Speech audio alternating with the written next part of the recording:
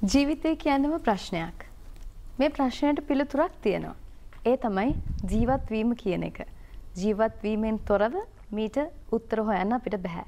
එදිනෙදා අපිට මුණ ගැහෙන ප්‍රශ්න අපි විසඳ ගනිමින් ඉස්සරහට යනවා. සමහර වෙලාවට ඒවා හරි පෞද්ගලික කාරණා.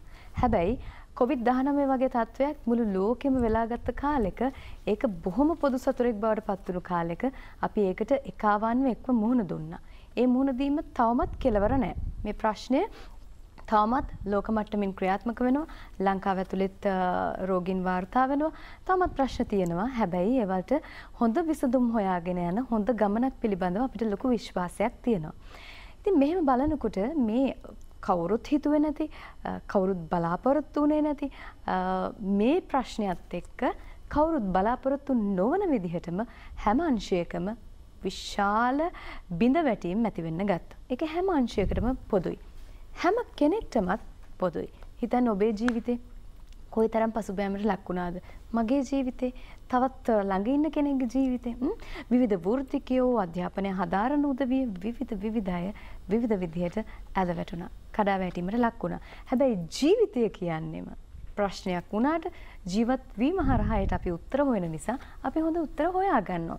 එහෙම අපනයන සංවර්ධන මණ්ඩලයත් ලෑස්ති අපනයනය කරන්න බලාපොරොත්තුවෙන් ඉන්න අයට මේ වෙනකොටත් අපනයන කරුවන් විදිහට ක්‍රියා කරන අයට මේ සියලුම අයට උත්තරයක් දෙන්න. උත්තරයක් වෙන්න. ඒක තමයි මම හිතන්නේ වඩාම වැදගත් දේ. ඒ නිසා ඔබ එහෙම කෙනෙක් නම් වෙළඳ ක්ෂේත්‍රයට ව්‍යාපාර ක්ෂේත්‍රයට අයිති කෙනෙක් නම් නැත්නම් ඔබ දන්න කෙනෙක් ළඟම කෙනෙක් මේ ක්ෂේත්‍රේ නිමග්න වෙනවා නම් දැන් මොකක්ද ඊළඟට කරන්න කියලා හිතනවා නම් මේ කතාබහ ගොඩක් වටිනවා කියන එක ඔබට මතක් කරමින් මම ඔබට අඳුනලා දෙන්නම් අපනයන සංවර්ධන මණ්ඩලයේ අධ්‍යක්ෂ වෙළඳ පහසුකම් වෙළඳ තොරතුරු SRP ඉන්ද්‍රකීර්ති මහත්මයා අපත් සමග සම්බන්ධයි. අයිබෝන් කියලා බෝ පිළිගන්නවා. බොහොම ගෞරවයෙන්. ඒ වගේම අධ්‍යක්ෂ කෘෂි අපනයන අංශය මාල්නී බද්දේගම මහත්මිය. ඔබටත් අපි අයිබෝන් කියලා පිළිගන්නේ ආදරයෙන් ගෞරවයෙන්මයි. කොතනින්ද මේ කතාව පටන් ගන්න කියලාත් හිතනවා. දැන් කොවිඩ් ප්‍රශ්නයත් එක්ක තියෙන තත්ත්වය ගැන අපි කතා කරන්න ඕනේ. හැබැයි ඊට කලින් හැම දෙනෙක්ම වෙනුවෙන් අපි මොකද්ද මේ අපනයන සංවර්ධන මණ්ඩලය කියන්නේ? කුමක්ද මේ අපනයන සංවර්ධන මණ්ඩලයෙන් කරන්නේ කටයුතු කියන කාරණයට අවතීර්ණ වුණොත් අපි එතනින් කතාව ඉස්සරහට ගෙනියමු. උතුමේට අවස්ථාව. බොහොම ස්තුතියි පාරමී. අපනයන සංවර්ධන මණ්ඩලය කියලා කියන්නේ අපේ රටේ අපනයනය සඳහා උරදෙන ප්‍රධානම ජාතික ආයතනය. අපේ සේවාවන් අපි ක්‍රම කීපයකට ලබා දෙනවා. අපිට අංශ කීපයක් තියෙනවා අපනයන සංවර්ධන මණ්ඩලයේ මෙම පහසුකම් ලබා දීම සඳහා අපනයනකරුවන්ට සහ අපනයනය කිරීම සඳහා බලාපොරොත්තු වෙන අයට. එතනදී අපේ මූලික නිෂ්පාදන අංශ කීපයක් තියෙනවා. කෘෂි අපනයන අංශයෙන් එක අංශයක්, ඒ වගේම නිෂ්පාදන කළමනාකරණ අංශය සහ අපනයන සේවා අංශය. ඒ වගේම අපිට තියෙනවා මාකටිං ඩිවිෂන් එකක්. වෙළඳ අංශයක්, වෙළඳ ප්‍රවර්ධන අංශයක්. ඒ වගේම මේ ඉන්ද්‍රකීර්ති මහත්මයා ඉන්න අපනයන තොරතුරු සහ අපනයන සේවා අංශය. ඒ වගේම අපිට ප්‍රාදේශීය කාර්යාල 4ක් තියෙනවා. කොළඹ කාර්යාලය අරුණුකොට, යාපනය, මාතර, කුරුණෑගල සහ මහනුවර. ඒතර මේ කාර්යාල හරහාත් අපි අපනයනකරුවන්ට විශාල සේවයක් සැලසෙනවා. එතනදී අපිට අපනයනකරුවන් සම්බන්ධීකරණය කරනකොට ඒගොල්ලන්ට අවශ්‍ය කරන සියලු වෙළඳ තොරතුරු ලබා දීම, ඒ වගේම ඒගොල්ලන්ට අවශ්‍ය කරන සැපයුම් සංවර්ධනය, ඒ වගේම ඒගොල්ලන්ගේ ක්වොලිටි එක තත්ත්ව කළමනාකරණය සහ වෙළඳපළ ප්‍රවර්ධනය, මේ කියන සියලුම කරුණු ආවරණය වෙන විදිහට අපි සේවාව සපයනවා. දැන් ඔන්න ආවා අපි ප්‍රශ්නෙට. වර්තමාන ප්‍රශ්නත් එක්ක තියෙන තත්ත්වයට කොහොමද මුහුණ දෙන්නේ අපනයන කරුවා? තනිව මුහුණ දෙන්න අමාරුයි. තමන්ගේ ක්ෂේත්‍රය පවා වෙනස් කරන්න වෙලා තියෙන්නේ. ණය අරන් ඇති. මේ වලට කොහොමද මුහුණ දෙන්නේ? දැන් මොකද්ද කරන්නේ කියලා හිතන අපනයන කරුවන්ට. ඇත්තටම අපි කතා කරමු COVID-19ත් එක්ක මොන වගේ ප්‍රශ්න ඔවුන්ට ඇති උනේ. මොකද මං කිව්වේ ප්‍රශ්න දෙක තුනයි. තවත් ඒවා ඔබ දාන්නම ඇති. සහ මේ වලට මුහුණ දෙන්න අපනයන සංවර්ධන මණ්ඩලයෙන් දෙන සහයෝගය සපෝට් එක කොහොමද? පාරමී ඉස්සලා කියන්න ඕනේ ඔබ කිව්ව විදිහට අපි උත්තරයක් දෙන්න සහ උත්තරයක් වෙන්න ඕනේ. එතින්දී අපනයන සංවර්ධන මණ්ඩලයේ විදිහට COVID-19 එන මාර්තු මාසේ විශාල අභියෝග වලට අපි මුහුණ දුන්නා. අපි කියන්නේ ඇත්තටම අපි කතා කරේ අපනයන ක්ෂේත්‍රය වෙනුවෙන් සහ රාජ්‍ය වෙනුවෙන්. එතෙන්දී එකපාරම මේක ආවා. මිනිසුන්ට හිතා ගන්න බෑ මොකද්ද කරන්න ඕනේ කියලා. අපනයනකරුවන්ට තිබුණා ඔවුන්ගේ අපනයන ක්‍රියාවලිය නොකඩව පවත්වාගෙන යන්නට ඕනේ. ඔවුන් මොකද පොරොන්දු වුණ අපනයන ඇනවුම් තිබුණා. ඒවා නිෂ්පාදනය කරන්නට ඕනේ. සෙනග නැහැ. ඊට පස්සේ ප්‍රවාහනය කරන්නට ඕනේ. ඇදිරි නීති නිෂ්පාදනය කරලා අපනයනය කරගන්න බැරි. ඒක තමයි. සමහර නිෂ්පාදනය කරලා ඇනවුම හරි යවා ගන්න විදිහක් නැහැ. අර කොවිඩ් අපේ විදිහටම නෙවෙයි වෙන රටවල් වලටත් පැතිරුණේ. නමුත් ඒ රටවල් වල ඇත්තටම අපනයනේ ඇනවුම ලබා ගන්න පුළුවන් යාළුවා. නමුත් අපේ රටේ නිෂ්පාදනාගාරේ ඉඳලා යවා ගන්න බැරි විදිහක් තිබුණා. ඉතින් මේ සියලුම කාරණා අපනයන සංවර්ධන මණ්ඩලයේ විදිහට අපි අහුම්කන් දුන්නා. අපනයන කරුවන් අපනයන සංවර්ධන මණ්ඩලයත් එක්ක නිරන්තර ගනුදෙනු කරා කොහොමද ඒ තත්ත්වෙන් ගොඩ එන්නේ කියලා. ඇත්තටම අපනයන සංවර්ධන මණ්ඩලය ඒ වෙලාවේ ආරක්ෂක අමාත්‍යාංශය, ඒ කියන්නේ පොලිස් දෙපාර්තමේන්තුව සහ සෞඛ්‍ය අමාත්‍යාංශය අපි තුන්ගොල්ල එකතු වෙලා අපනයන කර්මාන්ත ශාලා නොකඩව පවත්වාගෙන යන්න උදව් කරා. එතෙන්දී ප්‍රවාහනය සඳහා ලබා දෙන්නට සිද්ධ වුණා ඇදිරි නීති බලපත්‍ර. එතෙන්දී විශේෂ කාරණයක් තිබුණා කොහොමද මේ සෞඛ්‍ය ඒ පුරුදු වලට සහ ඒ නීති රීති වලට අනුගත වෙන්නේ සහ ඒ නීති අනුකූල විදිහටම සංචාරණය කරන්නට ඕනේ, හැසිරෙන්නට ඕනේ. ඉතින් මේ සියලුම කාරණා වලට අපිට පුළුවන් වුණා අපනයනකරුවන්ට උදව් කරන්නට සෞඛ්‍ය දෙපාර්තමේන්තුව සහ පොලිසියත් එක්ක එකතු වෙලා. ඔබ හිතනවාද ඒකෙන් අපනයනකරුවන්ට යම් කිසි සෙතක් සැලසුණා කියලා? පැහැදිලිව ඒක දකින ප්‍රායෝගික තලයේදී ඒක ඇත්තට මේ විදිහට ක්‍රියාත්මක වුණාද? ක්‍රියාත්මක වුණා. නමුත් 100 ඒ කියන්නේ කර්මාන්ත ශාලා 100%ක්ම නිෂ්පාදන තත්ත්වය දුවන්න බෑ. මොකද දුරස්ථභාවය තියාගන්න ඕනේ සියලුම ගන්න. නමුත් 150ක ප්‍රමාණය පවත්වාගෙන යන්නට පුළුවන් වුණා. මං කැමති ඔබතුමියත් මේකට සම්බන්ධ වෙනවා නම් මොනවාද මේ කොවිඩ් ප්‍රශ්නයත් එක්ක ඇති වුණු තත්ත්වය විශේෂයෙන්ම කෘෂි අපනයන අංශය ගැන කතා කරනකොට මොන වගේ කඩාවැටීම්ද උනේ? මොකද ඒ මතින් තමයි අපිට ඉදිරිය දකින්න පුළුවන්. ඒ මතින් තමයි දේවල් කතා කිරීම මතින් තමයි හරි පාරක් හදාගන්න පුළුවන්. දැන් ගොඩක් වෙලාවට කෘෂි කර්මාන්තයට හිත දේවල් එළවලු පළතුරු වෙන්න පුළුවන් නැත් බවභෝග මේ දේවල් එක්රැස් කරගෙන අවුරුදු ගණන් තියාගන්න බෑනේ නේද? ඇත්තටම අපිට ඒ කාලේ ආහාර කියන එක පාරමී ලෝකේ කාටත් අවශ්‍ය දෙයක්. කොවිඩ් කාලෙත් අපිත් මෙහි හැම වෙලාවෙම බැලුවේ අපේ ගෙදර ආහාර ටික හොයාගන්නේ කොහොමද කියන එක. ඉතින් ඒ කාලේ ලෝකෙත් ඒ වගේ තමයි. අපිට ඇනවුම් ලබා දීලා තිබුණා හුඟක් අය ගිය වසරේම මේ වසරට අවශ්‍ය කරන දේවල් වලට. ඉතින් ඒ කාලේ අපනයන කරුවෝ ලෑස්ති වෙලා හිටියා ඒ ඇනවුම් යවන්න. නමුත් අපිට තිබුණ ප්‍රධානම ප්‍රශ්නේ ඉන්ද්‍රකීර්ති කිව්වා වගේ අපිට තිබුණේ මේ කර්මාන්ත ශාලා විවර ඕපන් කරලා කොහොමද සේවකයෝ ගෙනල්ලා ඒ වැඩ කටයුතු පටන් ගන්න කියලා. කෘෂි කර්මාංශයේ තියෙන ප්‍රධානම දේ තමයි හුඟක් ගොවියෝ ඉන්නේ හුඟක් ඈත පළාත්වල. ඒතර ඒගොල්ලන්ට මේ කොළඹ තමයි අපනයන කරුවෝ ඉන්නේ. එතකොට ඒගොල්ලන්ට මේ භාණ්ඩ ඇඳිරි නීති ආශ්‍රය ප්‍රවාහනය කිරීම තමයි ප්‍රධානම ප්‍රශ්නය උනේ. ඉතින් ඒ සඳහා අපි පොලිස් ස්ථාන සහ ප්‍රාදේශීය ලේකම්වරු සමග සම්බන්ධීකරණය කරලා විශාල කැපකිරීමකින් අපි ඒ පහසුකම ඒගොල්ලන්ට ලබා දුන්නා. ඒ වගේම ඒගොල්ලන්ට අවශ්‍ය වුණා ඒගොල්ලන්ගේ ඇසුරුම් කරණය සඳහා අවශ්‍ය දේවල් ගන්න. ඒ වගේම දැන් ගුවන් තොටුපළ වහලා වරායත් සමහර වෙලාවට පැය කීපයයි ක්‍රියාත්මක වුණේ. නැවක් හොයාගන්න නැහැ බඩු යවන්න. ඉතින් මේ වගේ අවස්ථාවල් වල අපි හුඟක් ඒ අදාළ ආයතනත් එක්ක කතා කරලා ඒ පහසුකම ලබා දුන්නා ඒගොල්ලන්ට. ඉතින් අපිට ඒ වෙලාවේ තිබුණු හැටියට ගොඩාක් අපි ෂිප්මන්ට්ස් එක්ස්පෝර්ට් කරන්න පුළුවන් වුණා. මොකද ඒ වරායවල් වල යම්කිසි බාධාවල් තිබුණත් අපි ඒවා කතා කරලා රජයේ ආයතනත් එක්ක කතා කරලා ඒ අවශ්‍ය කරන ඒගොල්ලන්ට අපනයන සඳහා වුණ කරන ලිපි ලේඛන සකස් කරලා ගන්න තියෙන අවශ්‍යතාවය පැහැදිලි කරලා ඉතින් ඒ විදිහට අපි ගොඩක් උනන්දුවෙන් ඒ කටයුතු කරා. ඉතින් ඒක සන්තෝෂයි ඇත්තටම අපිට ඒ කාලේ අපේ නිෂ්පාදන වලට ලොකු ඉල්ලුමක් වෙළඳපොලේ ඇති වුණා. මොකද දැන් ලෝකයේ මිනිස්සු අර ඒ වෙලාවේ රසායනික ද්‍රව්‍ය මිශ්‍ර ආහාර එතකොට රසකාරක ඒ වගේ අයින් වෙලා අපේ ස්වභාවික කුළුබඩු සහ අපේ තියෙන නිස්සාරක වර්ග මේ කුරුඳු තෙල් කුරුඳු ආශ්‍රිත අනිකුත් කුළුබඩු ආශ්‍රිත නිස්සාරක වලට විශාල වෙළඳපොලක් අපිට ලැබුණා. ඒකම අපේ පොල් ආශ්‍රිත නිෂ්පාදන. ඒ වගේ දේවලුත් ගොඩක් මේ කාලේ අපනයනය වුණා. ඒ වගේම අපිට මැද පෙරදිග රටකට විශේෂයෙන්ම මේ කාලේ සමහර රටවල් වල තියෙන තත්ත්වත් සමග ඔවුන්ගේ නිෂ්පාදන අඩාල වෙලා ඔවුන්ට ඒවා ප්‍රවාහනය කරගන්න බැරි වෙච්ච නිසා අපිට එනවුම් ගලාගෙන ආවා ඒ නිෂ්පාදන සඳහා ආහාර සඳහා. ඔව් මල්මාත්මිය මම අහලා තියෙනවා මෙහෙම කතාවකුත්. හරිද කියලා කියන්නේ මම වැරදි නම් නිවැරදි කරන්න. සමහර එනවුම් සමහර රටවලට මේ කාලේ දී ගන්න බැරි නිසා සමහර එනවුම් ලංකාවට ගලාගෙන ආවා. එහෙම දෙයක් සිද්ධ වුණා. ඔව් සමහර භාණ්ඩවලට උදාහරණයක් විදිහට කිව්වොත් අපිට දැන් අර කොහු සම්බන්ධ කොහු ආශ්‍රිත නිෂ්පාදන.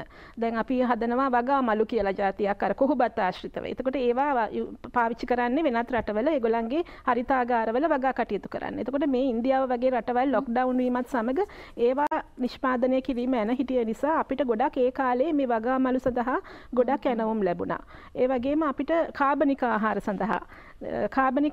සඳහා සහතික කරන ලද කාබනික ආහාර අපේ රටේ ගොඩක් තියෙනවා. ඒ සඳහා අපිට ගොඩක් එනවුම් ලැබුණා. ඒ වගේම අපිට මැද පෙරදිග රටට ප්‍රථම වතාවට කුකුළු මස් අපනයනය කරන්න ලැබුණා. මොකද බ්‍රසීලය කියන රටේ ඒ ලෝකෙට විශාල වශයෙන් කුකුළු මස් අපයන්නේ බ්‍රසීලය.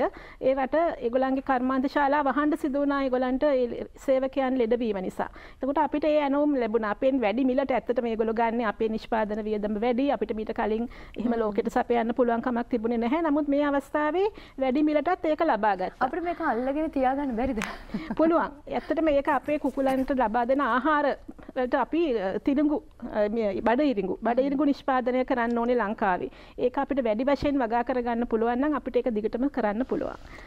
ඒකම මම තව දෙයක් කියන්න කැමතියි. අපිට මැද පෙරදිගින් එළවලු පළතුරු සඳහා විශාල ඉල්ලුමක් ලැබුණා. ඒ සඳහා අපිට එහෙ තියෙනවා ලුලු කියලා මේ සුපර් මාකට් චේන් එකක්. ඒගොල්ලන්ගේ කාර්යාලයක් ලංකාවේ තියෙනවා. ඉතින් ඒ කාලේ ඒගොල්ලෝ ෆ්‍රේටර්ස් ගෙනල්ලා ලංකාවට මේ ඒ ෂිප්මන්ට්ස් අරගෙන ගියා ඒගොල්ලන්ගේ ජනතාවට ආහාර සඳහා ගන්න. එතකොට අපිට ඒ වගේ ගොඩක් අවස්ථාවල් මොකද අපේ ඒ කාලේ මෙහි එළවලු පළතුරු විකුණ ගන්න බැරුව වෙලෙන්දෝ මේ බොහොම අපහසුතාවයට පස් වෙලා සිටපු කාලේ ඒගොල්ලන්ට ඇත්තටම ඒක ලොකු සහනයක් වුණා. යම් ප්‍රමාණයක් අපිට අපනයනය කරගන්න පුළුවන් වෙච්ච නිසා.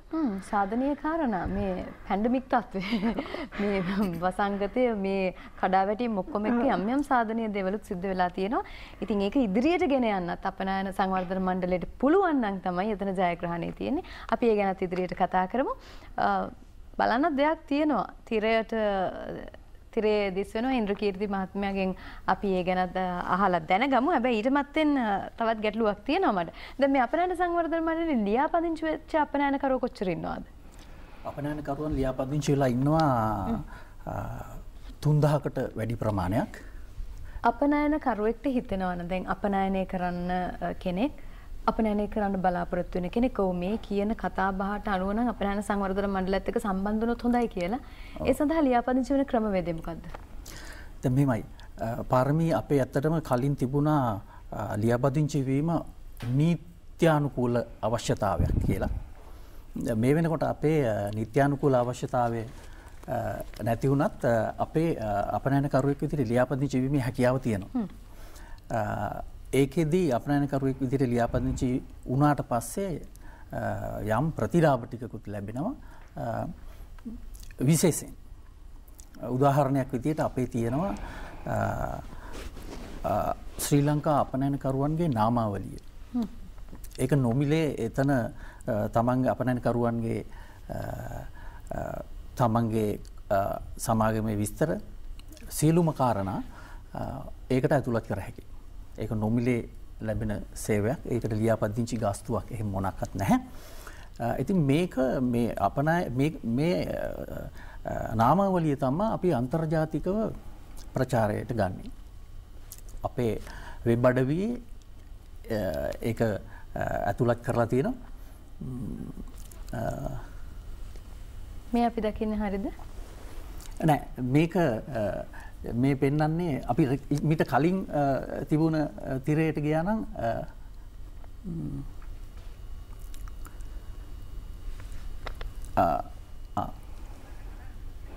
මේ තමයි අපනයන සංවර්ධන මණ්ඩලයේ උපකාරක කවුළුව. ශ්‍රී ලංකා අපනයන සංවර්ධන මණ්ඩලයේ අපි උපකාරක කවුළුවක් ඇරලා තිනවා. ඒකෙදි අපනයන කරන කැමති කෙනෙකුට අපනයන කරන කෙනෙකුට තමන්ට තියෙන ගැටලු අදහසා යෝජනා ඕන දෙයක්. අපිට මේ අංකය එහෙම නැත්නම් ඒ විද්‍යුත් පැල් ලිපිනේ ඔස්සේ අපිට කතා කරන්න සහ අමතන්න පුළුවන් ඕන කෙනෙකුට. මම හිතන්නේ තිරේ දිස් වෙන්නේ 23710.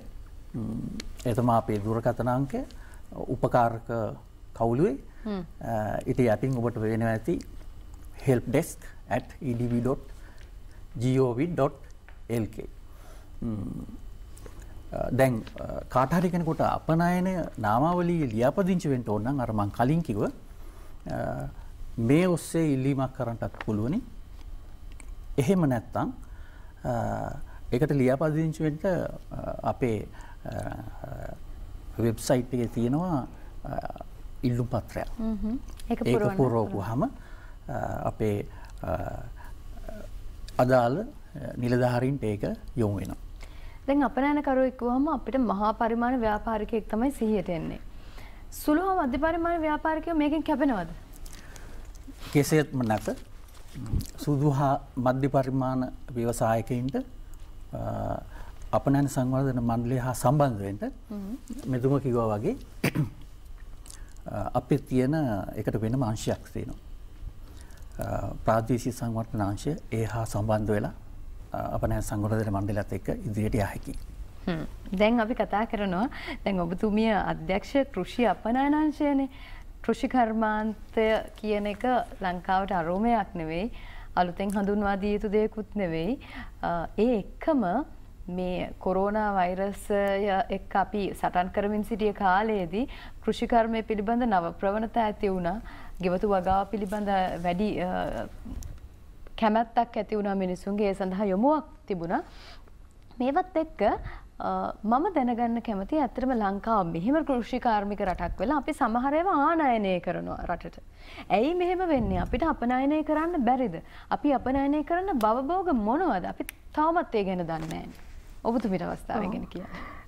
අපි ලංකාවෙන් අපනයනය කරන්න සම්ප්‍රදායික භෝග විදියට තේ තමයි අපේ ප්‍රධානම අපනයන භෝගය.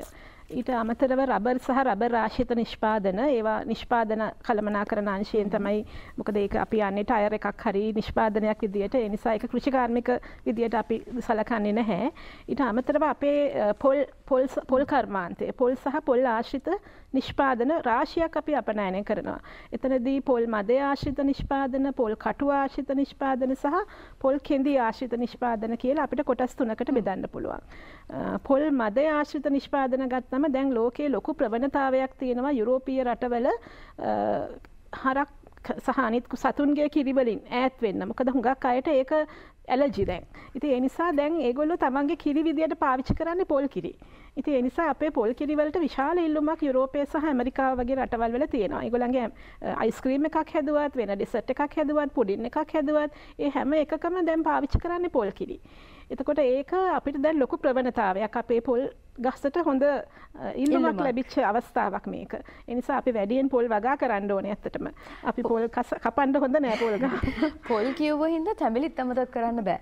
මං හිතන්නේ මේ වගේ තැඹිලි හැදෙන එකම රට ලංකාව. එකම රට ලංකාව. එහෙම රටක ඉඳලා අපිට බැයිද මේක හරියට අපනයනය කරන්න? අපි ඒකට යොමුවක් තියනවාද? ඇත්තටම තැඹිලි අපනයනය කරනවා. ඒකම පොල් වතුර. පොල් වතුර අපි දැන් ලෝකේ එනර්ජි ඩ්‍රින්ක් එකක් විදියට තමයි සලකන්නේ. ඉතින් එතකොට ඒගොල්ලෝ ඒකෙන් විවිධ නිෂ්පාදන කරනවා. එතකොට අපිට පොල් වතුර අපි දැන් අපේ තියෙනවා දිසින්දි පොල් කියලා ඩෙසිකේටඩ් කොකනට්. ඒක තමයි ලෝකයේ අපේ තියෙන හොඳම ඩෙසිකේටඩ් කොකනට් අපනයනය කරන රට අපේ ලංකාව. එතකොට ඒ වගේම අපි දැන් ඒකෙන් විවිධ රස කරලා ස්පයිසස් දාලා එක විදියට එක නිකන් ස්නැක් එකක් විදියට කන්න පුළුවන් විදියටත් දැන් මේ පොල් කැබලි අපනයනය කරනවා. ඒකම පොල් ක්‍රීම් එක, පොල් පිටි. එතකොට ඒ වගේ විශාල නිෂ්පාදන රාශියක් පොල් මදය ආශ්‍රිතව ඒකම පොල් කොහු ආශ්‍රිතව ගත්තොත් අපි ඒකෙන් විශාල නිර්මාණ ප්‍රමාණයක් හදනවා. කොහු බ්‍රෂ් එකක් හදනවා. ලංකාවේ තමයි හොඳම බ්‍රවුන් ෆයිබර් තියෙන්නේ. ලෝකේ වැඩිම ඉල්ලුමක් තියෙන පළවෙනි රට තමයි අපේ රට. අපි ඒක නිෂ්පාදන කරන ක්‍රමය අනුව ඉතාමත්ම ශක්තිමත් කොහු කෙන්දක් අපිට ලබා ගන්න පුළුවන්. ඉතින් ඒකෙන් අපි හදන බ්‍රෂ් වර්ග, එතකොට එක මේ ඉදල් කොසු ඒ වගේ නොයෙකුත් පාපිසි ඒ හැම නිෂ්පාදනයකටම අපනයන වෙළඳපොලේ හොඳ ඉල්ලුමක් තියෙනවා. එතකොට ඒ කාලේ අපි අපතේ දාපු කොහු බත් කියන දේ දැන් අද ඒක වගා මාධ්‍යයක් විදියට විශාල ඉල්ලුමක් තියෙනවා ලෝකයේ රටවල් වල. හරිතාගාරය ඇතුලේ වගා කරනකොට ඒ වගා මාධ්‍ය විදියට භාවිතා කරන්නේ අපේ රටේ හදන ඒ වගා මලු. ඉතින් ඒ වගේ විශාල නිෂ්පාදන ප්‍රමාණයක් අපි අපනයනය කරනවා පොල් ආශ්‍රිතව ගත්තොත්. එතකොට ඒ වගේම ඇක්ටිවේටඩ් කාබන් පොල් කටුවෙන් හදන ඔය අපේ වතුර ෆිල්ටර් වල ලෝකයේ තියෙන ඉහළම වතුර ෆිල්ටර් වල තියෙන ඇක්ටිවේටඩ් කාබන් එක අපි තමයි ලංකාවේ තමයි නිෂ්පාදනය කරන්නේ. ඉතින් ඒක නිසා අපිට විශාල ඉල්ලුමක් අපේ පොල් ගසේ අපි කිසිම දෙයක් අහක දාන්නේ නැහැ. ඇත්තටම ඒ හැම දෙයක්ම අපනයනය සඳහා පාවිච්චි කරනවා. ඉතින් මේ වෙලාවේ මම පණිවිඩයක් දෙන්න කැමතියි අපේ කාන්තාවෝ ගෙවල් වල මේ පොල් කටු පොල් එලි ගෙවල් වල විසි කරනවානේ. අපි එහෙම නොකර ඒ ටිකත් අපිට එකතු කරලා මේ නිෂ්පාදනයට සපයන්න පුළුවන් නම් ඒකට ක්‍රමවේදයක් සකස් කරලා තියෙනවා සමහර විට මේ එකතු කරන. ඉතින් ඒ වගේ තැනකට දෙනවා නම් ඒකෙන් අපිට ලොකු විදේශ විනිමයක් උපයා ගන්න දායක වෙන්න පුළුවන්. ඔබ කියන්නේ එහෙම මේ තනි කෙනෙක්ට උනත් ගෙදරක එකතු වෙන සමහර ගෙවල් වල මොකද අපි පොල් ත්‍රිකෝණය ඇතුලේ තියෙන මේ නිෂ්පාදන තමයි දැනට මේ නිෂ්පාදන සඳහා යොදා ගන්න විශාල ප්‍රමාණයෙන්. නමුත් මේ අපත යන දේවලුත් අපිට ඒක එකතු කරගත්තොත් අපිට මේ අපනයන ආදායම විශාල ප්‍රමාණයකින් වැඩි කරගන්න පුළුවන්. දැන් ඔබ කිව්ව අවස්ථා කිහිපයකදීම හොඳම දේ යවන්නේ ලංකාවේ. හොඳම ටික කියලා හඳුන්වන්නේ ලංකාවේ තියෙන දේවල්. එහෙමනම් අපිට මේ ව්‍යාපාර ක්ෂේත්‍රයට මේ කියන කාරණයට සාමාන්‍ය ව්‍යාපාරිකයන්ට වෙළඳන්න අත ගන්න පුළුවන්. සමහරවිට ඒ අය දන්නේ නැතුව ඇති තාම. ඒ දැනුම්වත් කිරීම වෙනුවෙන් යම් ක්‍රමවේදයක් තියෙනවද? ඔව් අපි අපනයන සංවර්ධන මණ්ඩලයේ ගොඩක් ඒ ප්‍රචාරක කටයුතු කරනවා. ඇත්තටම අපි සම්මන්ත්‍රණ පවත්වනවා. ඊට අමතරව අපි ප්‍රාදේශීය කාර්යාල මගින් අපේ ප්‍රාදේශීය කාර්යාල හරහා අපේ හැම ප්‍රාදේශීය ලේකම් කාර්යාලයකම අපේ සංවර්ධන නිලධාරියෙක් ඉන්නවා. එතකොට ඒගොල්ලෝ මේ ගම වටේ ඇවිදලා මේ වගේ ව්‍යාපෘති ක්‍රියාත්මක කරනවා. ඇත්තටම අපි අපනයන කරුවෝ සහ ගම් සම්බන්ධ කරලා මේ වගේ ව්‍යාපෘති ගොඩක් ක්‍රියාත්මක කරනවා. මේ වගේ නිෂ්පාදනය කරලා අපනයන කරුවන්ට ලබා දෙන්න. දැන් කොවිඩ් ප්‍රශ්නයත් එක්ක විවිධ තවත් ප්‍රශ්න වලට මුහුණ දෙමින් හිටිය අපනයනකරුවන් ව්‍යාපාරිකයන් තමන්ගේ ප්‍රශ්න කොයි විදිහටද අපනයන සංවර්ධන මණ්ඩලයට කිව්වේ කෝල් එකක් දීලාද? විවිධ විදිහට අපනයන සංවර්ධන මණ්ඩලය ඇත්තටම බලාගෙන හිටියේ නෑ අපනයනකරුවන් ඇවිල්ලා ප්‍රශ්න කියනකම්ම. අපනයන සංවර්ධන මණ්ඩලයේ නිලධාරීන් අපේ සභාපතිතුමා ප්‍රභාස් සුබසිංහ මැතිතුමා ඇවිල්ලා එතුමා හොඳ ක්‍රියාපිළිවෙලක් හැදුවා මේකට. අපේ නිලධාරීන් කාණ්ඩායමක් විදිහට අපනයනකරුවන්ට අමතලා කතා කරනවා. ඊට පස්සේ ඔවුන්ගෙන් විමසලා තමයි සමහර වෙලාවට අපි තොරතුරු ගන්නේ ඔවුන්ගෙන් විමසලා. ඔවුන් අපිට ඇවිල්ලා තොරතුරු කියන වෙලාවලුත් තිබුණා ප්‍රශ්න උන්ගේ ගැටලු විසඳ ගන්න. නමුත් මේ දවස්වලත් මේ වෙලාවෙත් අපේ නිලධාරී අපනයනකරුවන්ට ඍජුව අමතලා ඔවුන්ගේ ගැටලු හඳුනා ගැනීම සහ ඔවුන් මොන මට්ටමින්ද මේ වෙලාවේ ක්‍රියාත්මක වෙන්නේ සහ ඉදිරියට කොහොමද අපනයන සංවර්ධන මණ්ඩලයට මොවුන්ට උදව් කරන්න ඕනේ. ඔවුන්ගේ ගැටලු හඳුනා ගැනීම විතරක්ම නෙවෙයි. වෙන යම් සංවර්ධන අපනයන සංවර්ධන මණ්ඩලය හඳුනා ගන්න පුළුවන් නව වැඩසටහන්. ඉතින් ඒකට අපනයනකරුවන් අපිට ඇවිල්ලා කිව්වා ඔව් ඒ වගේම ඊට වැඩි වේගයකින් අපනයන සංවර්ධන මණ්ඩල නිලධාරීන් අපනයනකරුවන් වෙත ගොස් දුරකථන ඇමතුම් දීලා එහෙම නැත්නම් ඊමේල් හරහා පුළුවන් හැම වෙලාවෙම ඒ වෙලාවේ හැටියට අපිට තිබුණ සියලුම ක්‍රියාමාර්ග අපි ගත්තා. වෙන දෙයක් තියා අපි හැදුවා මේ ඔන්ලයින් අන්තර්ජාලයෙන් අපේ වෙබ් අඩවියේ හැදෙනවා ඔවුන්ගේ දත්ත ගබඩාවක්. ඒකෙන් තොරතුරු අපිට එන්නේ වාර්තා විදිහට. ඒක පවා අපේ නිලධාරීන් සකසලා දැනටමත් අපි ක්‍රියාත්මක වෙනවා අපනයනකරුවන් අමතලා ඔවුන්ගේ ගැටලු විසඳන්න, ගැටලු හඳුනා ගන්න සහ ඔවුන්ට උදව් කරන්න කොහොමද මේකෙන් ගොඩ එන්නේ. ඇත්තටම මේ පහුගිය කාලේ විශේෂ දෙයක් වුණා. ඒ කියන්නේ අපනයනකරුවන් විතරක්ම නෙවෙයි ඒ හා සම්බන්ධ සියලු දෙනා අපනයන සංවර්ධන මණ්ඩලයේ වටා එකතු වෙලා එක ගෲප් එකක් විදිහට එක කණ්ඩායමක් විදිහට තමන්ගේ ගැටලු විසඳ ගනිමින් ඉදිරියට යන වැඩසටහනක් හැදුනා. දැන් අපි ඒකත් එක්ක මේ ඉදිරියට යන්නේ. ඊළඟ ප්‍රශ්නය මටත් තියෙන ප්‍රශ්නයක්. ඉතින් මම හිතනවා ගොඩාක් අපේ නරඹන පිරිසටත් ඇති. මේක හිතේ ඇති වෙන දෙයක්. දැන් හැමෝම කියනවා මේ වසවිස තියෙන ආහාර වලින් අපි ඈත් වෙන්න ඕනේ. වසවිසෙන් ඈත් වෙලා අපේම දෙයක් හදා ගන්න ඕනේ. හරි. අපේම දෙයක් හදා ගන්න පුළුවන් යම්කිසි සීමාවකටනේ. අපිට එතනින් හරිය සමහර දේවල් වෙළඳපොලේ ගන්න දෙනුවෙන් ගෙදරට ගේන්න වෙන දේවලුත් තියෙනවානේ. එතකොට කාබනික නිෂ්පාදන වලට අපේ යොමුවක් තියෙනවා. දැන් වැඩි දෙනෙක් කාබනික නිෂ්පාදන පරිහරණය කරන්න පාවිච්චි කරන්න විශේෂයෙන්ම පරිභෝජනයට එකතු කරගන්න බලාපොරොත්තු වෙනවා. අතර කාබනික ආහාර කියන්නේ ඕගනික් දේවල් කියන්නේ බොරුවක්ද? නෑ. කාබනික ආහාර කියන්නේ ඒක හරි විදියට නිෂ්පාදනය කරොත් කාබනික කියන වචනේ තේරුමට අනුව ඒක සත්‍යයි. කොහොමද ව්‍යාජද අව්‍යාජද කියලා අපි වෙළඳපොලේදී අඳුරගන්නේ සහ අපනයනකරුවන් මම දන්නවා කාබනික නිෂ්පාදන පිටරටට යවනවා. ඒතර මේ අපේ රටේ වගේ නෙවෙයි ගොඩාක් රටවල මේකේ නිර්ණායකයන් බලනවා මේකේ ප්‍රමිතිය පිළිබඳ තක්සේරුවකට එනවා. කොහොමද මේ දේවල් ආහාර ද්‍රව්‍යයක් එක්ක ගනුදෙනු කරද්දී සිද්ධ වෙන්නේ? පාරමී මෙහෙමයි ලෝකේ රටවල් දැන් ආපස්සට යන කාලේ. ඒගොල්ලෝ අර දැන් ඒගොල්ලන්ගේ අර કૃත්‍රිම ආහාර වලින් මිදිලා නැවත ස්වභාවික ආහාර හොයාගෙන යන කාලයක් මේක. ඒ කියන්නේ දැන් ඒ ලෝකේ වටිනකම මිනිස්සු දැනගෙන තියෙනවා අපේ තියෙන ස්වභාවික ආහාර. ඉතින් ඒගොල්ලෝ හැම වෙලාවෙම හොයන්නේ නැචරල් දේවල්. එතකොට ඒකෙදි කාබනික ආහාර කියන එක ඊටාත්ම ඉහළ ඉල්ලුමක් තියෙන දෙයක්. හැබැයි කාබනික ආහාරයක් කිව්වම අපි ගොම ටිකක් දාලා කොළ පොහොර ටිකක් දාලා හදපු පමණින් එය කාබනික ආහාරයක් වෙන්නේ නැහැ. ඒ සඳහා යම්කිසි සහතිකකරණයක් අවශ්‍යයි. දැන් අපි යුරෝප රටේ ගත්තොත් යුරෝපයේ ඒගොල්ලෝ කාබනික නිෂ්පාදන කියන එකට ස්ටෑන්ඩඩ් එකක් හදලා තියෙනවා. EU organic standard. ඒක ඒගොල්ලන්ගේ පාර්ලිමේන්තුවෙන් ඇක්ට් එකක් විදියට පාවිච්චි කරලා ඒක දැන් ඒගොල්ලන්ගේ ඒ ලාංඡනයක් එක්ක ඒගොල්ලෝ ඒ ස්ටෑන්ඩඩ් එක ප්‍රමෝට් කරනවා. ඒ වගේම යුරෝප් මේ අපි ඇමරිකාව ගත්තොත් ඇමරිකාවෙත් ඒගොල්ලන්ගේ තියෙනවා කාබනික ආහාර සඳහා වෙනම ස්ටෑන්ඩඩ් එකක් වෙනම ලාංඡනයක්. ඒ වගේම අපි චීනය ගත්තොත් චීනයත් ඒ වගේ. ජපානය ගත්තොත් ඒ වගේ. එතකොට අපි ඒ රටකට ඒ නිෂ්පාදන අරිනවා නම් කාබනික විදියට අපි ඔවුන්ගේ ඒ සහතිකකරණය යටතේ අපි වගා කරන්න ඕනේ. ස්ටෑන්ඩඩ් එක පවත්වාගෙන යන්න ඕනේ. ඒ ස්ටෑන්ඩඩ් එක පවත්වාගෙන වගා කරගෙන ගියාම ඒක බලන්න තවත් ආයතනයක් තියෙනවා. ඒ ආයතනය මගින් තමයි මේක බලලා මේ කරන ක්‍රමවේදය ඒ කියන ස්ටෑන්ඩඩ් එකට හරියනවද කියලා බලලා යම්කිසි සහතිකකරණයක් නිකුත් කරනවා. ඒක තමයි අපි කියන්නේ කාබනික සහතිකය කියලා. දැන් කාබනික වගාවක් මේක කාබනික වගාවක් කියලා කෘෂි රසායන එකතු කරලත් වගා කරන්න පුළුවන්. හැබැයි අවසන මේක ඔප්පු කරගන්න තහවුරු කරගන්න ක්‍රමවේදයක් තියෙනවා ඔබ කියන විදිහට.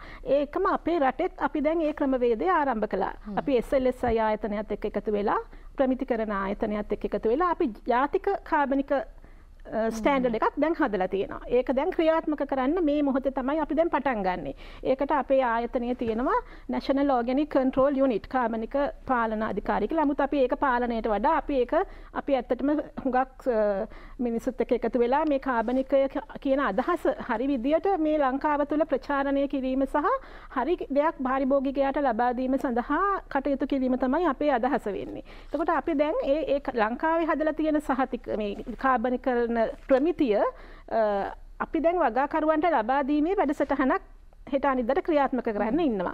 ඒක පත්තරේ ඇඩ්වර්ටයිස්මන්ට් එකක් විදියට යනවා. එතකොට දැනට ඉන්න වගාකරුවෝ කවුරු හරි ඉන්නවා නම් මේ කාබනික විදියට තමන්ට සහතිකකරණය ලබා ගන්න SLSI සහතිකය ලබා ගන්න කාබනික ප්‍රමිතිය අපිට ඒකට උදව් කරන්න අපි ලෑස්ති වෙලා ඉන්නවා. මුදල් වශයෙන් අපි ඒක සහතික කරන ආයතනයක් එක්ක එකතු වෙලා ඒ කාබනික සහතිකය ලබා දෙනවා. එතකොට මේක අවුරුදු පතා මේක අලුත් කරන්න ඕනේ. මොකද ඒක නැත්තම් අපි කාබනික කියලා හැමදාම අවුරුදු ගානකට වළංගු සහතිකයක් දෙන්න බෑ. ඒකම මේ කාබනික වගාවේ යෙදලා ඉන්න මේ ගොවියෝ ඒගොල්ලන්ගේ අතරේ තියෙනවා ඒගොල්ලන්ගේ ඉන්ටර්නල් කන්ට්‍රෝල් මෙකැනිසම් එකක් අභ්‍යන්තර පාලනයක්. ඒක සඳහා කෙනෙක් ඉන්නවා. එයා ගිහිල්ලා හැමදාම බලන්න ඕනේ. එතකොට ඒ ක්‍රමවේදය මත තමයි නැවත අර සහතිකකරණය ඒ ડોකියුමන්ට්ස් දිහා බලලා තමයි ලබා දෙන්නේ. ඉතින් ඒ වගේ හොඳ ක්‍රමවේදයකට මේක කරගෙන යන්න පුළුවන් නම් අපිට අපේ අපනයන සඳහා මේ කුඩා ගොවීන්ගේ නිෂ්පාදන ලබා දෙන්න පුළුවන්. දැන් ලෝන්ලි ප්ලැනට් එකේ එහෙම ලංකාව තමයි සංචාරය කරන්න ලෝකයේ තියෙන රටවල් වලින් අංක 1 සුදුසුම රට කියලා වුන් හඳුන්වන්නේ. ඒ වගේ සංචාරකයන්ගේ දැඩි ආකර්ෂණයක් දිනාගෙන තියෙන මේ ස්වභාවික සම්පත් සහ ඒ පරිසරයේ තියෙන අලංකාරය වගේම අපේ තියෙන අපේ සංස්කෘතිය ඒකට බලපානවා. දැන් මේ ස්වභාවික අලංකාරය අපිට තියෙන ස්වභාවික සම්පත් ඒ දේවල් එක ගත්තාම අපි අපනයනය කිරීම මේ ස්වභාවික දේවල් විශේෂයෙන් ආහාර පාන එළවලු පළතුරු යනාදී දේවල් පලා වර්ග වෙන්න පුළුවන් හතු වෙන්න පුළුවන් ඕනම දෙයක් අපනයනය කිරීම ප්‍රමාණවත්ද මීට වඩා දෙයක් අපිට කරන්න බැරිද? ඇත්තටම අපිට ගොඩක් අපනයනය සඳහා අපිට අවස්ථාව තිබුණට අපේ කනගාටුදායක කාරණය තමයි අපේ තියෙන නිෂ්පාදනය ඉතාමත්ම අඩුයි. මොකද ඒ නිෂ්පාදනය තිබුණට අපිට අවශ්‍ය වෙළඳපළට අවශ්‍ය නිෂ්පාදනයක් වෙන්න ඕනි. ඒ වගේම මේ නිෂ්පාදනය සඳහා ප්‍රමිතියක් තියෙනවා. ඒ ප්‍රමිතිය පවත්වාගත්ත භෝගයක් වෙන්න ඕනේ. ඒකම තවත් දෙයක් තමයි දැන් ලෝකයේ හුඟක් අය හුඟක් අර කෘමිනාශක, වල් පැලෑටිනාශක හුඟක් දේවල් එහෙම යොදපු ආහාර ගන්න අකමැති. ඉතින් ඒ නිසා ඒ සඳහාත් යම්කිසි පාලනයක් තියෙනවා. මොකද අපි වැඩි වශයෙන් යොදපු දෙයක් අපි වෙළඳපළට ඇරියොත් ඒ වෙළඳපළේ තියෙනවා ක්‍රමවේදයක් මේක චෙක් කරලා රිජෙක්ට් කරන්න. ඉතින් ඒ නිසා ඒ සඳහා අපි අවබෝධය ලබා ගන්න ඕනේ. අපිට ඒ සඳහා ලංකාවේ තියෙනවා අපි දැන් යුරෝපීය වෙළඳපළට අපි යවනවා නම් අපිට ගැප් ශ්‍රී ලංකා ගැප් කියලා කෘෂිකර්ම අමාත්‍යාංශයෙන් ක්‍රියාත්මක කරන ව්‍යාපෘතියක් තියෙනවා. ඒතර ඒ ක්‍රමවේදය සඳහා වගා කරන්න ඕනේ. ඉතින් ඒ විදිහට කරොත් අපිට වෙළඳපළට යන්න පුළුවන්. අන්තර්ජාතික දත්ත ගබඩාවල සමාජිකත්වය අරන් කියලා කියනවා. නේද? ඒ ආයතනය. ඔබේ ආයතනය. මොකද්ද ඒකේ තේරුම සහ ඇයි එහෙම සමාජිකත්වයක් අවශ්‍ය කරන්නේ? දැන් අර ඔබතුමී කිව්වා වගේ අපිට අපනයන කරන්න බලාපොරොත්තු වෙන කෙනෙකුට වෙන්න පුළුවනි, අපනයන කරන කෙනෙකුට වෙන්න පුළුවනි. මෙයාලට තොරතුරු ඕනි. එයාලට විතරක් නෙවෙයි එවුන් ඒ අපනයන කරුවන්ට එහෙම නැත්නම් එයාලට උදව් කරන තව මේ රාජ්‍ය ආයතන තියෙනවා. පහසුකම් සපයන ආයතන තියෙනවා. දූත වෙළඳ මණ්ඩල තියෙනවා. විවිධ ආයතන තියෙනවා අපේ රටේ. අපේ රටේ විතරක් නෙවෙයි වෙන රටවල් වලත් ක්‍රියාත්මක වෙන ආයතන තියෙනවා. මේ ඕනම කෙනෙකුට ඕන වෙනවා මේ තොරතුරු කියන දේ. එතකොට සමහර තොරතුරු අපි ළඟ තියෙනවා. නමුත් අන්තර්ජාතික තොරතුරු උදාහරණයක් විදිහට වෙන රටක වෙළඳපොළක් පිළිබඳව බුද්ධිමය තොරතුරු. ඒ කියන්නේ ඉන්ටෙලිජන්ස් රිපෝට්. ඔවාගේ දෙයක් ගන්න ගියාම ඒක හරිය මිලයි. ඒ කියන්නේ අපනයන කරන කෙනෙකුට තනි පුද්ගලයෙකුට ගිහිල්ලා ඒක ගන්න ගියොත් හරිය මිලයි. ඉතින් ඒ වගේ වෙලාවට අපි වගේ ආයතනයක් මැදිහත් වෙන්න ඕනේ. එවැනි දත්ත ගබඩාවක සමාජිකත්වය අරගෙන අපගේ ව්‍යාපාරිකයන් වේවා කවුරු හරි ඒ අවශ්‍ය කෙනාට ඒක ලබා දෙන්න. ඉතින් ඒකට තමයි ඒ අන්තර්ජාතික දත්ත ගබඩාව. එහෙම නැත්නම් උදාහරණයක් විදිහට තියෙන්න පුළුවනි මේ අවස්ථාවෙන් හුඟක් වෙලාවට අර ඔබතුමී කිව්ව විදිහට කුඩා හා මධි පරිමාණ ව්‍යවසායකයන්ට එයාලට ආසයි අපනයනය කරන්න. එහෙම නැත්නම් ඉතින් අපි බලනවා හැකියාවක් තියනවද කියලා. හැකියාවක් තියෙන කෙනෙක් කුට තමයි අපනයනය කරන්න ඉස්සල්ලාම ගන්න ඕනේ. හැකියාව නැත්නම් යාව හැකියාව තියෙන මට්ටමට දියුණු කරලා එතනින් ඉස්සරහට ගන්න. ඉතින් ඒ වගේ වෙලාවට එයාලට ඕනේ විදේශීය ගැනුම් කරුවෙක්. ඉතින් එහෙම කෙනෙක් නොමිලේ ලැබෙන්නේ නැහැ මේ තියෙන ක්‍රමය ඇතුලේ ලෝකේ. ඒක නොමිලේ ලැබෙන ක්‍රම තියෙන්න පුළුවන් යාළුවෙක් එහෙම දුන්නොත් ඇරෙන්න. එහෙම නැත්නම් විශ්වාසනීය විදිහට ගන්න තැනක් තියෙන්න ඕනේ. ඒ වගේ වෙලාවට ඒ දත්ත ගබඩාවකට සමාජිකත්වය ගැනීම මිලයි. ඉතින් අපනයන සංවර්ධන මණ්ඩලය වගේ පහසුකම් සපයන ආයතනයක් ඒ වෙනුවෙන් ඉදිරිපත් වෙලා ජනතාවට එහෙම නැත්නම් ව්‍යාපාරික ප්‍රජාවට ඒ ලබා දීම පහසුකමක් විදිහටයි අපි ඒක කරන්නේ. ඒක අත්‍යවශ්‍යයි අද කාලේ. අපනයන සංවර්ධන මණ්ඩලය මේ ගැනුම් කරුවන් මුණ ගැස්වීමත් සිදු කරනවද? ඔව්. ගැනුම් කරුවන් මුණ ගැස්වන ක්‍රම කීපයකට කරනවා. මේ මාල්නි කිව්වා වගේ අපේ තියෙනවා විවිධ අංශ. ඒ අංශ වලින් ගැනුම් කරුවන් මුණ ගැස්වන්නට ඒ රටවල වලට අපේ ව්‍යාපාරික කියන්නේ අපනයන ප්‍රජාව අරගෙන යනවා. එක් කරගෙන යනවා. ඒකලා ඒ මුණ ගැස්සනවා පිට රටවල් වලදී. එහෙම නැත්නම් තව ක්‍රමයක් තියෙනවා පිට රටවල් වල ඉන්න අපේ දූත මණ්ඩල සහයත් ඇතුව ගැනුම් කරුවන් අපේ රටට ගෙන්නලා අපේ රටේදී මුණ ගැස්සනවා. මාළනිවා මට එකතු වෙයි මොකද වෙළඳ ප්‍රදර්ශන සහ වෙළඳ හමු ඒ පිටරට මාධ්‍යෙන් දෙයක් කරන්නද පුවත්පත් සංග්‍රහ වලින් විශේෂයෙන් පුවත්පත් වල අපි සතිපතා අපනයන කරුවන් දැනුවත් කරන අපනයන කරුවන් දැනුවත් කරන සහ ජනතාව දැනුවත් කරන අපනයන සංවර්ධන මණ්ඩලය කරන වැඩපිළිවෙළ පිළිබඳ ඊට අමතරව අපි අන්තර්ජාතික ප්‍රජාව දැනුවත් කරන්න අපනයන සංවර්ධන මණ්ඩලය අපි මේ දවස්වල ඇත්තටම අන්තර්ජාතික මාධ්‍ය සමගත් ගනුදෙනු කරන්න ආරම්භ කරලා තියෙනවා. අපි තියෙනවා අන්තර්ජාතිකව බෙදා හරින සංගරාවක්. බිස්නස් ලංකා කියලා. මේක අන්තර්ජාතික සංගරාව. මේ තමයි අපේ සංගරාව. මේක මාස 3කට සැරයක් අපි මුද්‍රණය කරලා අපේ දූත මණ්ඩල හරහා මේක බෙදා හරිනවා. මේකේ මේ ඇතුලේ අන්තර්ගතය තමයි ශ්‍රී ලාංකික අපනයන ශාස්ත්‍රයේ හැකියාව. ඒක අපි ප්‍රචාරය කරනවා මේ මාසෙදී. අවසන් ප්‍රශ්නේ දෙදෙනාම උත්තර දෙන්න එකතු වෙලා. දැන් අපේ වැඩසටහන නරඹපු කෙනෙක් හිතනවා ඔව් මමත් ව්‍යාපාරයක් කරනවා. මගේ ව්‍යාපාරයත් සාධනීය මට්ටමක ඇති. මටත් පුළුවන්ද අපනයනයට සම්බන්ධ වෙන්න? අපනයන කරුවෙකු වෙන්න. එහෙම වුණොත් මොකද්ද ඔබ දෙන පිළිතුර? අපි ඊටාම ඉක්මනට පිළිතුර කියමු. කොහොමද සම්බන්ධතාවය ඇති කරගත යුත්තේ? අපනයන කරුවෙක් විදිහට සම්බන්ධ වෙන්න ඉස්සෙල්ලාම අපේ වෙබ්සයිට් එක බලන්න. ඒකේ ගොඩාක් තොරතුරු තියෙනවා අපනයන කරුවෙක් වෙන්නවා නම් ඒකෙන් ලබා ගන්න පුළුවන්. ඒකෙන් තමන්ගේ නිෂ්පාදනය මොකද්ද තමන්ට කරන්න පුළුවන් කියලා ඒක බලලා තෝරගන්න පුළුවන්. ඊට පස්සේ අපේ අංශවල ඉන්නවා ඒ සඳහා නිලධාරීන්. එතකොට දුරකථන ඇමතුමක් දීලා වෙලාවක් වෙන් කරගෙන ඇවිල්ලා මුණ ගහින්න පුළුවන්. ඒ ක්‍රමවේදය තමයි හරියන්නේ. ඔව් තව චුටි දෙයක් මම එකතු කරන්නම්. අපනයන ඔව් කැමැත්ත තියෙනවා. තොරතුරු තියෙනවා සහ අපනයන ක්‍රියාපිළිවෙල පිළිබඳවත් යම් දැනුවත් වීමක් විය යුතුමයි. මම හිතන්නේ වෙබ්සයිට් එකට ගියොත් ඔය ගැන දැනගන්නත් පුළුවන් වෙයි. බෙහෙවින්ම ස්තුතිවන්ත වෙනවා මාල්නී බද්දේගම අධ්‍යක්ෂ කෘෂි අපනයන අංශයේ වගේම ඉන්ද්‍ර කීර්ති මහත්මයා වෙළඳ පහසුකම් වෙළඳ තොරතුරු අධ්‍යක්ෂතුමා දෙපළටම බෙහෙවින්ම ස්තුතියි. අපි තාම වටිනා කතා බහක යෙදුනේ.